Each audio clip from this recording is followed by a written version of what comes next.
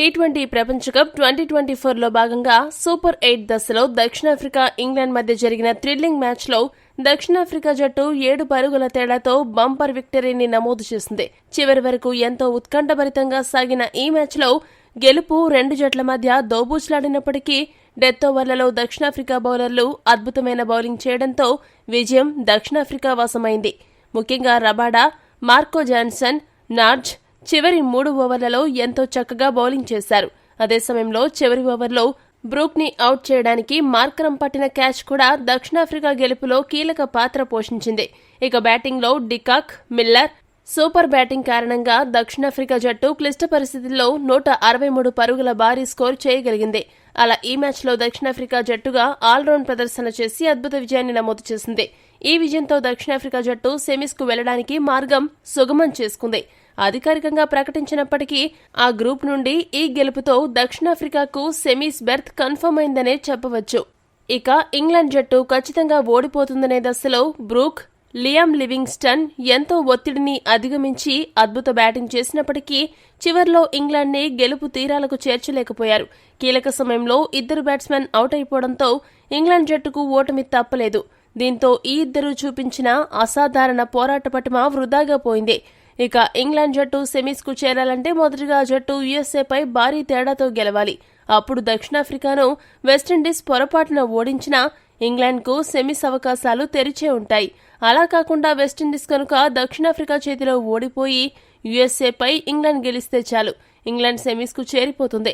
ప్రస్తుతం ఉన్న పరిస్థితుల్లో ఇంగ్లాండ్ ఈ మ్యాచ్ ఓడిపోయినప్పటికీ సెమీస్కు చేరే అవకాశాలు దక్షిణాఫ్రికా తర్వాత ఆ గ్రూప్లో ఎక్కువగా ఇంగ్లాండ్కే ఉన్నాయని చెప్పక తప్పదు. ఇక ఈ మ్యాచ్ హైలైట్స్ విషయానికి వస్తే టాస్ గెలిచిన ఇంగ్లాండ్ జట్టు మొదట బౌలింగ్ చేయాలని నిర్ణయించుకుంది. బ్యాటింగ్కు దిగిన దక్షిణాఫ్రికా జట్టుకు ఓపెనర్ డికాక్ అదిరిపోయే మెరుపు ఆరంభాన్ని అందించాడు. అద్భుతమైన బ్యాటింగ్తో స్కోర్ బోర్డును పరుగులు పెట్టించాడు. అయితే మరో ఎండ్లో ఉన్న మరో ఓపెనర్ రీజా హెండ్రిక్స్ మాత్రం టెస్ట్ బ్యాటింగ్ను తలపిస్తూ చాలా దారుణంగా ఆడాడు. పరుగులు చేయడానికి ఆపసోపాలు పడ్డాడు.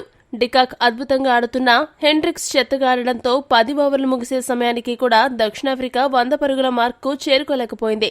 కానీ ఇద్దరు ఓపెనర్లు కలిసి మొదటి వికెట్కు 86 పరుగుల భాగస్వామ్యాన్ని నెలకొల్పారు. క్రీజులోకి వచ్చినప్పటి నుండి తెగ ఇబ్బంది పడిపోయిన హెండ్రిక్స్ 19 పరుగులు మాత్రమే చేసి మొయిన్ అలీ బౌలింగ్లో అవుట్ అయ్యాడు. ఆ తర్వాత కొద్దిసేపటికే 35 బంతుల్లో 171 స్ట్రైక్ రేట్తో 4 సిక్సర్లు, 4 బౌండరీల సాయంతో 65 పరుగులు చేసిన డికాక్ జోఫ్రా ఆర్చర్ బౌలింగ్లో వెనుదిరిగాడు. ఇద్దరు ఓపెనర్లు అవుట్ అయ్యే సమయానికి దక్షిణాఫ్రికా సులభంగా 180 పరుగులు చేస్తుందేమో అనిపించింది.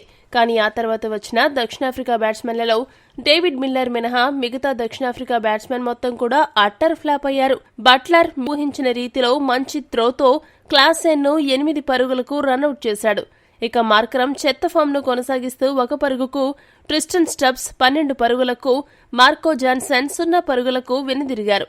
ఇలా దక్షిణాఫ్రికా బ్యాట్స్మెన్ అందరూ పరమ చెత్త బ్యాటింగ్ చేసిన డేవిడ్ మిల్లర్ మాత్రం 28 బంతుల్లో 154 స్ట్రైక్ రేట్తో 2 సిక్సర్లు, 4 బౌండరీల సాయంతో 43 పరుగులు చేశాడు. దీంతో మిల్లర్ పుణ్యమా అని దక్షిణాఫ్రికా జట్టు 20 ఓవర్లకు గాను 6 వికెట్లు నష్టపోయి 163 పరుగులు చేయగలిగింది. ఇంగ్లాండ్ బౌలర్లలో జోఫ్రా ఆర్చర్ 3 వికెట్లు పడగొట్టగా ఆదిల్ రషీద్, మొయిన్ అలీ 1 వికెట్ను దక్కించుకున్నారు. ఆర్చర్ 3 వికెట్లు పడగొట్టినప్పటికీ ఓవర్కు సగటున 10 పరుగులు సమర్పించుకుని కొద్దిగా నిరాశపరిచాడు.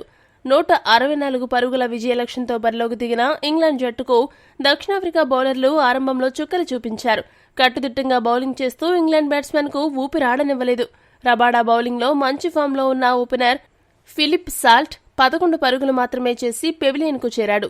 మరో విధ్వంసకర opener Jos Buttler Keshav Maharaj బౌలింగ్లో 17 పరుగులు చేసి అవుట్ అయ్యాడు. 1 డౌన్లో వచ్చిన జానీ బెయిర్స్టో 16 పరుగులకు అవుట్ అయ్యాడు. ఇక మిడిల్ ఆర్డర్లో మెరుపులు మెరిపించే సత్తా ఉన్న మొయిన్ అలీ 9 పరుగులకు అవుట్ అయిపోయాడు. దీంతో 61 పరుగులకే ఇంగ్లాండ్ జట్టు 4 వికెట్లు కోల్పోయింది. ఇటువంటి పరిస్థితుల్లో ఇంగ్లాండ్ ఓటమి లాంఛనమే అని అందరూ భావించారు. కానీ అందరి అంచనాలను తలకిందులు చేస్తూ England middle order batsmen Harry Brook, Liam Livingstone అసాధారణ హిట్టింగ్తో దక్షిణాఫ్రికా గుండెల్లో రైళ్లు పరిగెత్తించారు. ఆరంభంలో కొంచెం నెమ్మదిగా ఆడినా కొద్దిసేపు తర్వాత సిక్సర్లు, బౌండరీలతో ఇద్దరు బ్యాట్స్మెన్ చెలరేగిపోవడంతో ఇంగ్లాండ్ జట్టుకు పరుగుల వరద పారింది. దక్షిణాఫ్రికాకు చెమటలు పట్టాయి. 15వ ఓవర్లో మొదలైన ఈ ఇద్దరి విధ్వంసం చివరి వరకు కొనసాగింది. బౌలర్ ఎవరనేది చూడకుండా ఉతికి ఆరేశారు. బ్యాట్మ్యాన్ తాను వేసిన మొదటి స్పెల్లో 2 ఓవర్లకు గాను 1 వికెట్ పడగొట్టి 6 పరుగులు మాత్రమే ఇచ్చాడు. కానీ 17వ ఓవర్లో ఈ ఇద్దరు ఇంగ్లీష్ బ్యాట్స్మెన్ దెబ్బకు 21 పరుగులు సమర్పించుకున్నాడు. దీనిని బట్టి వీరు ఏ రేంజ్లో రెచ్చిపోయారో అర్థం చేసుకోవచ్చు. వీరిద్దరే మ్యాచ్ను గెలిపిస్తారని అనుకుంటున్న తరుణంలో 17 బంతుల్లో 194 స్ట్రైక్ రేట్తో 33 పరుగులు చేసిన లివింగ్స్టన్ ఆ తర్వాతి ఓవర్లో మార్కో జాన్సన్ 7 పరుగులు మాత్రమే ఇచ్చి కట్టుదిట్టంగా బౌలింగ్ చేశాడు. చివరి ఓవర్లో గెలుపునకు 14 పరుగులు అవసరమైనప్పుడు మార్కరమ్ రివర్స్ రన్నింగ్ క్యాచ్ పట్టి సంచలనం సృష్టించాడు. దీంతో 37 బంతుల్లో 53 పరుగులు చేసిన హ్యారీ బ్రూక్ అవుట్ అయ్యాడు.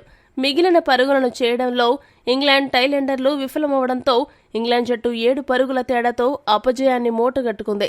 దక్షిణాఫ్రికా బౌలర్లలో రబాడా, కేశవ్ మహారాజ్ చెరకు 2 వికెట్లు పడగొట్టగా బ్యాట్మ్యాన్, నార్జ్ 1 వికెట్ను దక్కించుకున్నారు. ఈ వీడియో గనక మీకు నచ్చినట్టయితే లైక్, షేర్, కామెంట్ చేయండి. మరిన్ని స్పోర్ట్స్ అప్డేట్స్ కోసం మా ఛానల్ను సబ్స్క్రైబ్ చేసుకోండి.